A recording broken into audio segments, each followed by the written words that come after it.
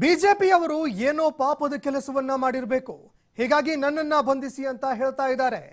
ನನ್ನನ್ನು ಬಂಧಿಸಿ ಎಂಬ ಬಿಜೆಪಿ ಅಭಿಯಾನಕ್ಕೆ ಮಧು ಬಂಗಾರಪ್ಪ ಟಾಂಟ್ ಕೊಟ್ಟಿದ್ದಾರೆ. ತಪ್ಪು ಮಾಡಿದ್ರೆ ನನ್ನನ್ನು ಬಂಧಿಸಿ ಅಂತ ಹೇಳ್ತಾರೆ. ಯಾರು ತಪ್ಪು ಮಾಡಿರ್ತಾರೆ? ತಪ್ಪು ಮಾಡಿದ್ದೇ ಆದ್ರೆ ಅವರು ಕೂಡ ನನ್ನನ್ನ ಬಂಧಿಸಿ ಅಂತ ಹೇಳ್ತಾರೆ. ಕಾನೂನಿನಲ್ಲಿ ಅವರು ತಪ್ಪು ಮಾಡಿದ್ರೆ ಅಂಥವರನ್ನ ಬಂಧಿಸಲಿ, ತಪ್ಪು ಮಾಡಿಲ್ಲ ಅಂದ್ರೆ ಅವರನ್ನ ಬಿಟ್ಟು ಬಿಡ್ಲಿ ಅಂತ ಸಚಿವರು ಪ್ರತಿಕ್ರಿಯೆ ಕೊಟ್ಟಿದ್ದಾರೆ.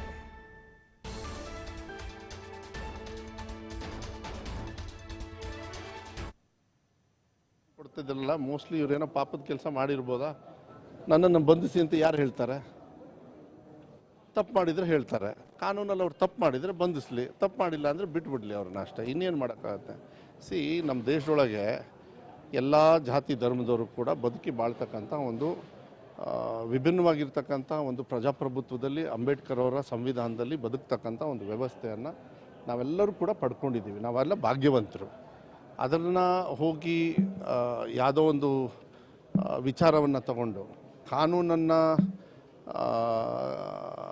ಕಾನೂನು ಆಳಬೇಕು. ಯಾವಾಗಲೂ ಸರ್ಕಾರಗಳು ಕಾನೂನು ರೀತಿಯಲ್ಲಿ ಆಳಬೇಕು.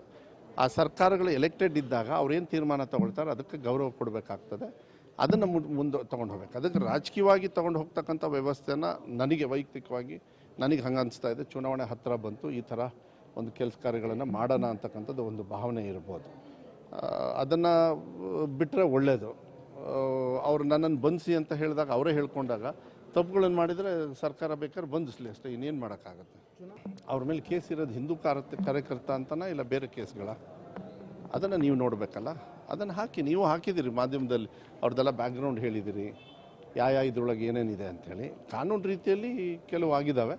ಕಾನೂನು ಇನ್ನೂ ಕೂಡ ಮುಂದೆ ಬೇರೆಯವ್ರ ಮೇಲೂ ಈ ಥರ ಇದ್ದಾಗ ಮಾಡಿದರೆ ಒಳ್ಳೆಯದೇ ಅಂತ ಹೇಳಿ ನನ್ನ ಭಾವನೆ.